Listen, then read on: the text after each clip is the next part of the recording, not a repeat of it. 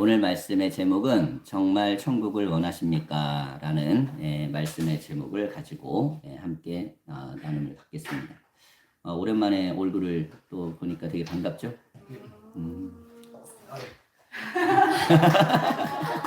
네. 똑같아요. 예전이나 지금이나.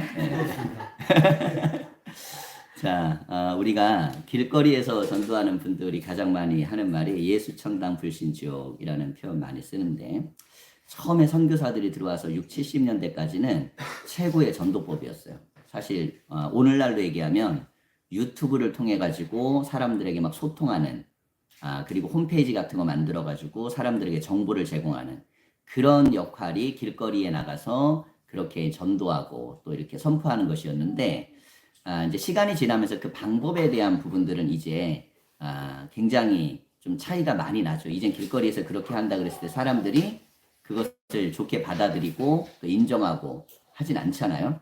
물론 그럼에도 불구하고 그 방법을 여전히 고수하는 분들도 여전히 있습니다. 하지만 이제 시대가 변해서 방식은 많이 바뀌고 있어요. 자, 복음을 전하는 방식은 바뀌는데 내용은 좀 어떤가? 내용. 뭐 유튜브를 하든 아니면 홈페이지를 하든 무엇을 하든 가장 중요한 메시지 중에 하나가 예수 믿으면 천국 갑니다 라는 메시지예요. 이거 굉장히 신앙에서는 중요한 거죠. 그런데 예수 믿으면 천국을 갑니다 보다 더 사실 이제 수준 높은 메시지가 있어요. 그것은 무엇이냐면 예수를 믿으면 예수님처럼 살게 됩니다. 근데 이런 메시지를 증거하는 경우는 없죠. 길거리에서 피켓 들고 예수님을 믿으면 예수님처럼 살게 됩니다. 그렇게 외치는 사람들은 없잖아요. 그리고 전도지를 뿌려도 예수 믿으면 예수님처럼 살게 됩니다. 이렇게 말하는 사람들이 없어요. 모두가 어디에 포인트가 맞춰져 있냐면 예수 믿으면 죽은 후에 천국에 갑니다. 여기에만 모든 방점이 다 들어가 있는 거예요. 자, 그렇다면 성경은 어떠냐가 중요한 거예요. 성경. 구약 성경이냐 신약 성경의 메시지는 특별히 하나님의 나라라고 말하는 천국, 하나님의 통치에 대해서 이야기할 때 예수 믿으면 예수님처럼 살도록 하게 하기 위해서 교회가 세워진 거죠. 그래서 예수님 뭐라 그러냐면 땅끝까지 이르러 나의 증인이 되라 그랬잖아요. 나의 증인이 뭐예요? 나를 보고 나를 들은 거를 증거하라는 거잖아요. 근데 말로만 증거할 수는 없죠. 예수님의 삶을 살아내야 되는 거예요. 증인의 가장 중요한 건 뭐냐? 보고 들은 것도 말하고 그렇게 살아가는 거예요. 우리가 초대교회의 신앙생활에 가장 강력한 힘은 어디 있냐면 예수 믿어서 천국 가시오 보다 수준 높은 메시지가 있었다는 거예요. 예수 믿으면 예수님을 닮는 사람이 됩니다. 예수 믿는 사람들이 모인 공동체가 천국입니다. 예수님 믿는 사람의 공동체가 하나님의 통치가 이루어지도록 그렇게 노력하죠. 여기에는 두 가지 요소가 있어요. 하나는 성령이 역사해야 되고 또 하나는 우리가 성령의 역사를 따라서 그렇게 행동을 해야 돼요. 자, 그래서 오늘 제가 도발적인 질문을 이제 해보는 거예요. 정말 천국을 원하십니까? 라는 질문이에요. 우리는 정말 천국을 원하는 걸까? 자, 우리가 보통 천국 가면 지금 세상보다는 더 나은 세상을 바라본다 이겁니다. 지금 세상보다 더 나은 세상. 그런데 지금보다 더 나은 세상이라는 게 예전에 90년대 초에는요, 천국의 환상을 본 사람들이 있어요. 그럼 막 교회마다 다니면서 뭐를 했냐면 간증을 했어요. 그 간증의 내용이 뭐냐? 천국에는 아파트가 그렇게 많다는 거예요. 네? 천국의 아파트. 그때 이제 우리가 아파트 붐이 일어나고 막 그럴 때였는데 사람들의 꿈이 뭐였냐면 아파트 갖는 거야. 아파트 갖는 거니까 천국엔 아파트가 그렇게 많다는 걸 막 이야기하면 사람들이 이 땅에서 아파트를 못 갖는 사람들은 천국에 소망이 생기는 거예요. 그러면 우리가 조금만 더 좀 사회학적으로나 인문학적으로 공부한 사람들이 들으면 그런 말 어떻게 생각하겠어요? 아파트? 아파트는 땅 면적이 적어가지고 면적 땅이당 집을 지을 수 없어갖고 올린 게 아파트잖아요. 그리고 우리나라 아파트는 전 세계적으로 기형적이잖아요. 주거의 개념이 아니라 부동산의 개념이잖아요. 그러니까 소득을 증가시키기 위한 개념이니까 한국인의 정서에 맞춰서 사람들에게 아파트가 천국이다. 그런데 조금 아는 사람들은 아니 그게 천국이야? 게다가 미국이나 이런 데 가면 뉴욕이나 이런 데 가면 거기는 전부 다 아파트로 안 들어가려고 그래요. 어디 살려고 그러냐면 주택에 살려고 그러죠. 그들의 로망이에요, 로망. 그럼 뉴욕에 있는 사람들에게 천국을 얘기할 때는 아파트라고 하면 될까요, 안 될까요? 안 되겠죠. 그러면 거기는 전원주택이라고 해야 되지 않겠어요? 자, 천국이란 뭐냐? 인간이 더 갖고자 하고 더 누리기를 원하는 욕망을 실현하는 곳이냐? 그게 아니고 천국은 하나님의 뜻이 이루어지는 거예요. 네. 자, 그래서 우리가 도발적인 질문을 하는 이유가 있어요. 정말 천국을 원합니까? 그러면 성경이 말하는 정말 천국이 뭔지를 알아야죠. 그래서 오늘 이사야 11장의 본문을 선택한 겁니다. 이 이사야 11장은 하나님의 통치가 이루어지는 땅에 대한 비유예요. 말하자면 천국에 대한 비유입니다. 우리가 나니아 연대기 있잖아요. 나니아 연대기. 그 이제 C.S. 루이스가 쓴 나니아 연대기를 보면 뭐 온갖 짐승들이 같이 살고 사람도 같이 살잖아요. 요게 이사야 말씀을 갖다가 만들어낸 그 말하자면 기독교적 영화예요. 근데 거기에서 가장 중요한 천국의 의미를 우리는 찾아야 된다는 것입니다. 우리가 함께 오늘 부른 찬양은 이스라엘 민요에다가 이사야 말씀을 붙인 거예요. 이스라엘에서는 이 가락으로 노래를 불러요. 근데 우리가 여기에다가 가사를 붙여갖고 복음성가를 부른 건데, 자, 어렸을 때 보면 저도 사막의 샘이 넘쳐 흐르리라 찬양 많이 불렀거든요. 근데 요즘은 그런 찬양 별로 안 불러요. 워낙 부식이 되고 사실은 많이 지나갔으니까. 하지만 천국에 대한 메시지 중에 이렇게 좋은 찬양도 흔하지 않아요. 왜냐하면 성경에 있는 그대로를 표현하고 있기 때문에. 자, 그러면 우리가 지금 구약 성경에 나와 있는 이사야의 하나님 나라, 하나님의 통치는 무엇인가? 이게 왜 중요하냐면 예수님은 이사야의 예언에 맞게 이 땅에 오셨거든요. 그래서 이사야는 예수님에 대한 예언이에요. 이사야의 메시지는 예수님의 뜻이 이루어지는 겁니다. 그래서 우리가 이사야를 봐야 되는 이유가 바로 그것인데, 자, 이 이사야서에 있는 하나님의 통치는 몇 가지를 봐야 돼요. 첫 번째는 세상의 이치를 완전히 뒤집어 엎는 것입니다. 세상의 이치. 네. 우리가 이제 성원이가 수능을 잘 봤다고? 아닙니다. 잘 본 거 아닙니다. 잘 본 건 아니고? 실수는 안 했어요. 실수. 그거 잘 본 거네. 네, 잘 봤잖아요. 네. 그 인속을 할 수 있겠어요? 예, 할 수 있을 것 같아요. 할 수 있으면 지방을 무시하지 마. 네, 알겠습니다. 네. 자, 이거 제가 우스갯소리처럼 이야기한 거지만, 자, 보세요. 사람들은 더 열심히 해서 노력해서 더 나은 곳으로 가길 원하죠. 그거는 내가 실력을 통해서 노력하는 거란 말이에요. 그거는 문제가 없어요. 그런데 그걸 가지고 사람들을 무시하거나 평가하거나 기준을 두고 남들을 하찮게 여기는 것은 옳지 않다는 거예요. 이게 왜 이사야에서 중요하냐면 세상의 이치는 더 위로만 올라가는 게 아니라 올라가면서 밟아요. 올라가면서 무시하는 거예요. 그렇게 훈련이 되도록 만들어지면 그 세상이 지옥이 되는 거예요. 그러니까 우리가 중요하게 익혀야 되는 게 뭐냐? 올라가는 것만 배우는 게 아니고 우리가 올라간다 그랬을 때 어떤 세상을 만들 것이냐, 이게 이제 되게 중요한데, 동물의 왕국을 보면 제가 동물의 왕국 중에 가장 마음 아프게 보는 장면이 있는데 초식 동물들끼리 죽기 살기로 그 서열 경쟁을 하는 거예요. 물론 서열 경쟁을 해서 더 월등한 유전자를 남기기 위해 하는 거지만 사실 그들에게 가장 강한 적은 누구예요? 육식 동물이잖아요. 자기들을 잡아먹는 동물이잖아. 힘을 합치지를 못해요. 왜? 서열 경쟁을 해야 되니까. 우리의 인생이 그래요. 사실은 우리는 우리에게 가장 비슷해 보이고 가까운 사람들과 늘 경쟁하고 그들과 살고 죽고를 경쟁하는 세상 속에 사는 게 이게 바로 세상의 이치예요. 동물의 법칙이죠. 자, 그래서 우리 한번 세상을 보십시오. 예를 들어가지고 제가 한번 백희원 집사님께 질문을 해볼게요. 하윤이 가장 친한 친구 이름이 뭐예요? 서영이하고 하윤이가 점수를 맞았는데 점수를 딱 봤을 때 하윤이가 잘 맞았을 때 기분이 어때요? 좋죠. 근데 하윤이가 떨어지면 마음이 어때요? 좋지 않죠. 근데 이게 가장 본능이에요. 멀리 있는 사람하고는 경쟁 안 해요. 알지도 못하는 사람 때문에 질투가 일어나고 알지도 못하는 사람 때문에 힘들고 그렇지 안 하죠. 근데 정말 힘든 게 뭐냐? 정말 힘든 건 가장 친한 사람끼리. 가장 친한데 거기서 차이가 발생할 때. 인간 세상이라는 게요. 친밀감은 또 다른 경쟁의 이름이에요. 친한 사람일수록 마음이 아파. 자, 그럼 한번 거꾸로 이제 두 번째 질문을 해볼게요. 하윤이하고 다윤이가 점수를 맞아왔는데 둘 중에 한 명이 더 잘해요. 그러면 막 속상해요. 하윤이가 더 잘했는데 왜 다윤이가 잘할까? 속상해요, 안 상해요? 그건 아니죠. 근데 하윤이는 속상할까요, 안 상할까요? 하겠죠. 하윤이는. 자, 무슨 얘기냐면 엄마 입장에서는 둘 중에 누가 잘하든 그냥 잘하면 좋은 거예요. 근데 당사자끼리는 어떨까요? 아무리 같은 엄마 밑에서 자란 자녀라 할지라도 비교가 될까요, 안 될까요? 자, 되죠.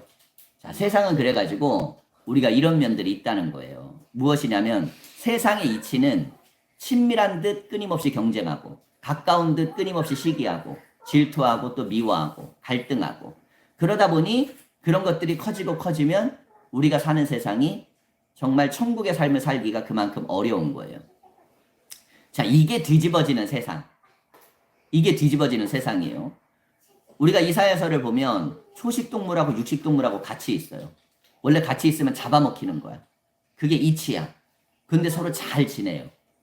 사자하고 어린 양하고 같이 있고 독사에게 어린이가 손을 잡아도 물질 않아요. 자, 이것이 갖고 있는 의미가 뭡니까? 하나님의 통치가 이루어진 곳엔 무엇이 없냐면 하물며 적 같은 존재, 원수 같은 존재도 더불어 살 수 있는 세상이 바로 하나님의 통치가 이루어지는 거예요. 근데 어디에서부터 이루어지겠습니까? 그건 바로 우리의 마음속에서 먼저 이루어져야 돼요. 우리의 마음속에서부터. 그래서 예수님께서는 뭐라고 하시냐면 원수를 위하여 기도하라. 더 나아가서는 원수까지 용서하라, 사랑하라까지 얘기하시잖아요. 이게 바로 이사야가 말한 것을 예수님이 선포하시는 모습이에요. 굉장히 힘들죠. 왜? 우리는 세상의 이치를 따라가니까 생존해야 되고 또 생존해서 성공해야 되고 성공해서 더 잘 돼야 되고 그러다 보니까 우리는 늘 그 안에서 우리의 삶의 지옥 같은 삶을 살아간단 말이죠. 그러니까 받아들이기가 쉽지가 않은 거예요. 어떤 걸 받아들이기가 쉽지 않을까요? 남들에게 밀리는 거, 지는 거. 이거 받아들이기가 쉽지 않아요. 최선을 다해서 경쟁하고 나서 끝나고 나면 쿨하게 가기가 쉽지 않아요. 근데 우리는 그렇게 갈 수 있는 세상을 만드는 것이 바로 교회가 돼야 된다는 거예요. 목회를 하면서 내가 수십 년을 해보니까 교회라는 공간 안에, 좁은 공간 안에 수많은 사람을 넣어놓고 수많은 사역을 시키고 수많은 관계를 맺게 해요. 그러다 보니까 친밀한데 사실은 알고 보면 가장 관계의 상처가 많아. 친밀한데 관계 상처가 많은 이유가 뭘까요? 세상의 이치대로만 살려고 그러지 천국의 삶을 살려고 하지 않기 때문에. 우리가 천국의 삶을 살려고 그러면 강자나 약자나 어떻게 보면 원수 맺음에 있는 사람조차도 하나님의 은혜 가운데 더불어 살고자 하는 그런 마음들이 열렸을 때 그게 비록 쉽지 않아도 그런 나라를 꿈꾸는 것이 천국을 꿈꾸는 거예요. 그러니까 우리가 천국을 정말 원하느냐? 제가 보니까 교회 다니는 분들은 죽어서 천국 가기를 원해. 죽어서 지옥 안 가고 싶은 거죠. 지옥 안 가고 천국 가고 싶어. 그러면은 이 땅에서도 천국을 살아야 될 거 아니에요. 근데 천국의 개념과 의미가 중요하다는 거예요. 천국의 개념과 의의는 바로 이 땅에서도 하나님의 사랑과 의의가 이루어지는 거다. 예. 그렇게 만들어가는 것이 중요하죠. 자, 두 번째, 우리가 천국이라는 게 세상의 이치를 완전히 뒤집어 엎는 곳이 천국이라면 두 번째는 모든 사람이 인정받는 곳이 또 천국이에요. 모두가. 벌과 파리가 있다는 겁니다. 근데 실험을 했다는 거예요. 벌과 파리를 커다란 병 속에 넣고 옆으로 누인 다음에 밝은 창가에 두었대요. 그리고 마개를 열어두면 벌은 병에 갇혀서 죽지만 파리는 유유히 입구를 빠져나온대요. 왜 그러냐면 벌은 파리보다 지능이 훨씬 좋답니다. 체력도 강하대요, 벌이. 지능이 좋아서 체력도 좋은데 문제는 뭐냐면 벌은 위쪽에서 들어왔으니 여전히 입구가 위쪽이라고 생각한다는 거예요. 머리는 너무너무 좋은데 그런 거 있잖아요. 머리 좋은 사람은 더 우기는 거. 내가 초등학교 때 우리 둘째한테 좀 약간 비교 열등감이 있었어요. 왜냐하면 걔는 항상 반에서 1등을 했어.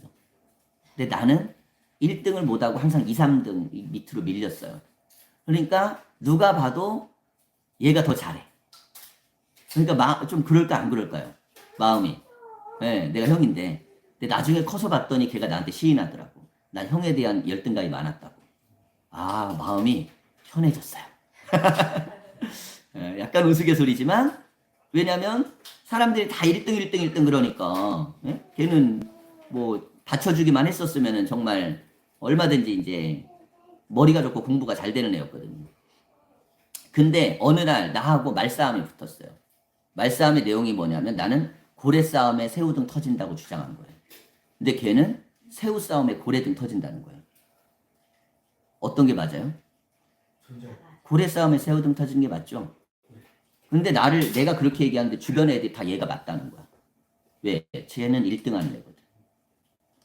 그래갖고 나도 순간 포기했어요. 아, 새우 싸움에 고래등 터지는 게 맞나 보다. 예. 왜? 나보다 더 똑똑해 보이고 나보다 공부를 잘하고 나보다 나은 사람이 한 말이니까 맞다고 생각한 거죠. 근데 나중에 알고 보니까 고래 싸움에 새우등 터진 게 맞는 거예요. 우리가 살아가는 세상에 있어서 여러분 갖는 것 중에 하나 뭔지 알아요? 나보다 조금 더 나은 지식을 배웠거나 공부를 했거나 아는 사람이 얘기하면 그 사람이 맞을 거라고 생각하는 거예요. 그런데 오히려 그 사람이 병 같은 데 갇히면 못 빠져나와요.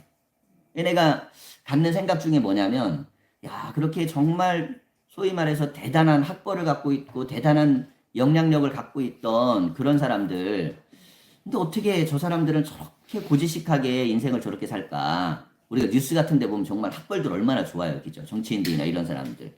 근데 보면 생각을 못 바꿔. 유연성이 없어요. 왜? 나는 똑똑하기 때문에 내가 이게 움직이면 안 되는 거예요. 내 생각대로 사람들이 따라와야 되는 거예요.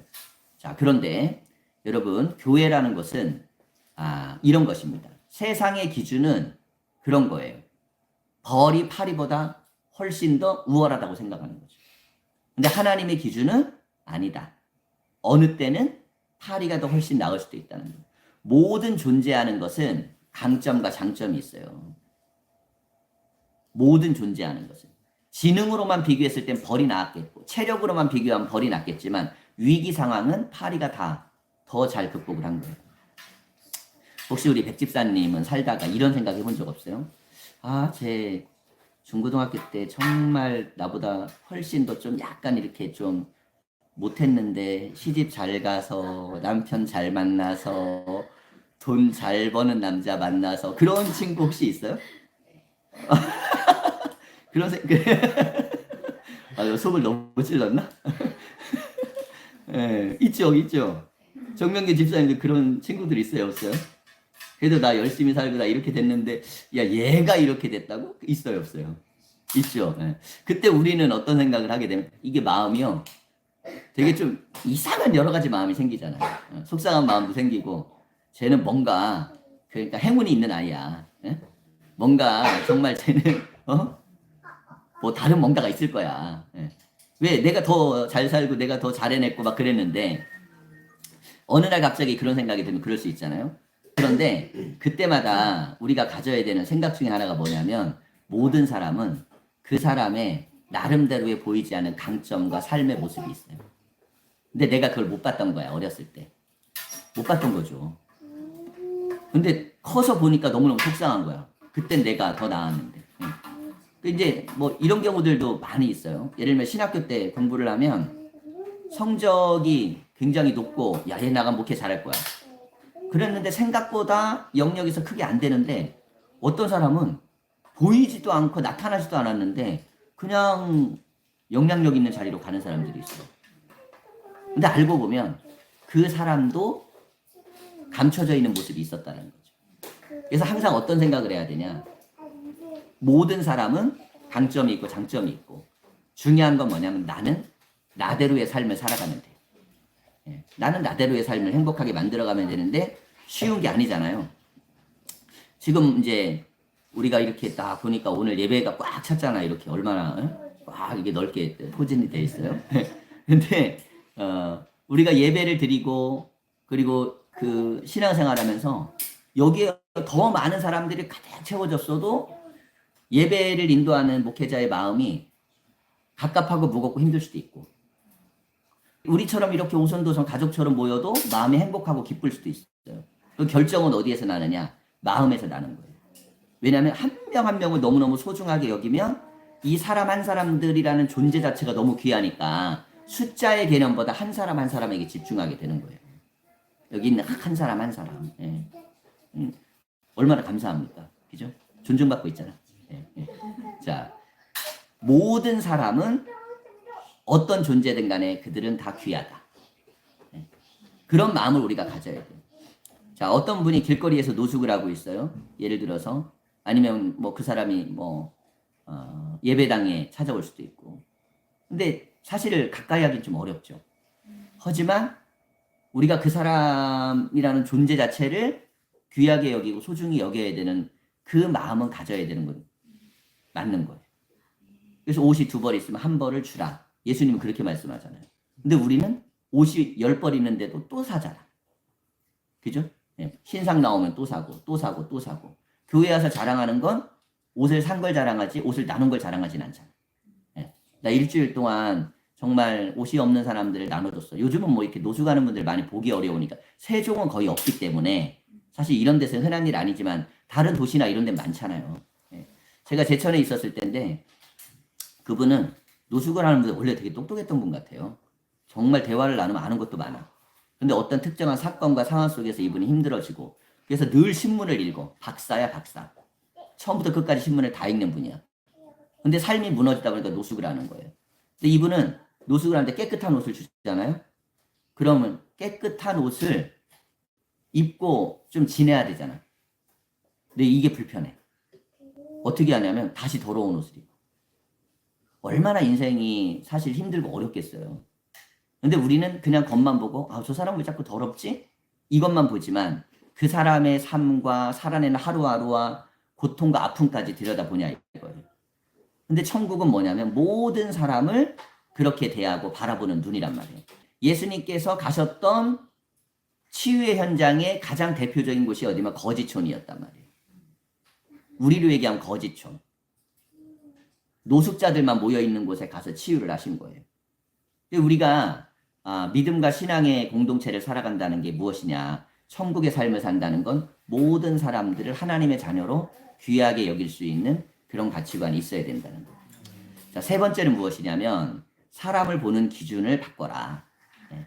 하나님 나라를 우리가 살아가려면 사람을 보는 눈과 기준을 바꿔야 되는데 한번 생각해 보세요. 유태인들이 600만 명이나 학살당했는데 이유는 뭐냐면 금융업을 했다는 이유예요. 당시 이제 사채였죠. 사채를 하다 보니까 독일 사람들에게 돈을 꿔주고 그랬는데 이 사람들이 못 갚으니까 나라가 망한 이유는 유태인 때문이야. 히틀러가 이렇게 선동할 때 수많은 유럽인들이 유대인들을 다 잔인하게 학살했어요. 빚도 안 갚고 유대인도 죽이고. 자, 그랬는데 그런 유대인들이 지금은 전 세계의 가장 중요한 금융을 다 잡고 있잖아요. 열등해서 나쁜 민족이라고 정죄당했었지만 세상이 바뀌니까. 자, 또 한번 우리 직업도 마찬가지예요. 한번 의사라는 직업을 보세요. 조선시대 때는 중인이잖아. 양반에게 무시당했던 직업이에요. 지금은 인문학이나 공대보다 의대가 더 높죠? 네. 왜요? 관점이 바뀌었기 때문에. 관점이 바뀌니까 사람 보는 눈이 바뀌는 거예요. 자, 누군가가 힘들고 어려운 장애를 갖고 있고 어려움을 가지고 있어요. 근데 그것을 장애를 극복하고 살아내는 것을 귀하게 여기는 관점으로 가지면 그 장애를 가진 사람은 남들의 희망이 되는 거예요. 무슨 말인지 이해 가겠죠? 관점의 문제라는 건 살아가는 가장 강력한 원동력이 돼요. 있는 모습 그대로를 긍정적으로 바라보고 생각하는 거죠. 우리가 누구를 바라볼 때마다 기준을 나로 놓고 보면 그러면 못마땅할 때가 있지만 기준을 그 사람으로 놓고 보면 그 사람이 맞고 내가 틀릴 수도 있어요. 늘 우리는 어떤 훈련을 해야 되냐면 그 사람을 두고 나를 볼 수 있어야 돼요. 우리는 정말 기준을 그 사람으로 기준을 보고 나를 보느냐 아니면 나를 기준으로 그 사람을 보느냐에 따라서 달라지는 거죠. 근데 그 사람을 기준으로 나를 보면 그러면 시각이 달라지더라. 희성이가 이제 그 입단하기 전까지는 저하고 대화를 거의 안 했어요. 왜냐하면 막 스트레스도 많이 받고 또 자기가 막 게임도 열중하니까. 근데 이제 고향을 왔다 갔다 데리고 다니면서 차에서 이제 대화를 많이 하거든요. 근데 속 얘기를 하는 거예요. 10년 전 얘기, 5년 전 얘기, 3년 전 얘기. 그 속 얘기를 하는 거야. 근데 난 몰랐던 거예요. 왜? 관점이 나의 관점에서만 아이를 보고 있었지 이 아이의 관점에서 나를 어떻게 보고 있는지를 몰랐던 거예요. 그래서 대화를 들으면서 알게 됐어요. 아, 이런 관점으로 아이가 세상을 읽고 있고 이런 관점으로 아빠를 보고 있고 이런 관점으로 미래를 생각하는구나.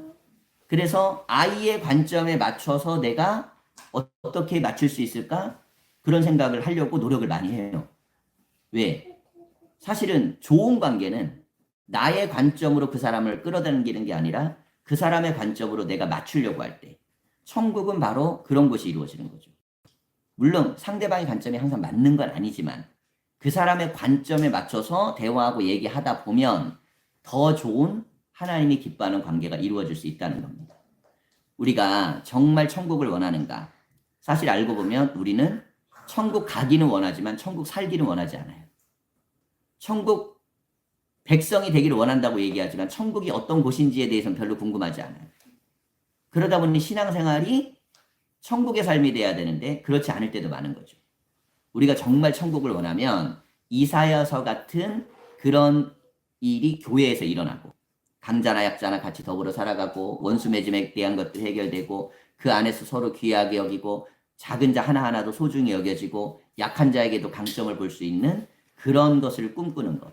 그게 바로 우리에게 주어진 하나님이 우리에게 만들어 가시는 역사입니다.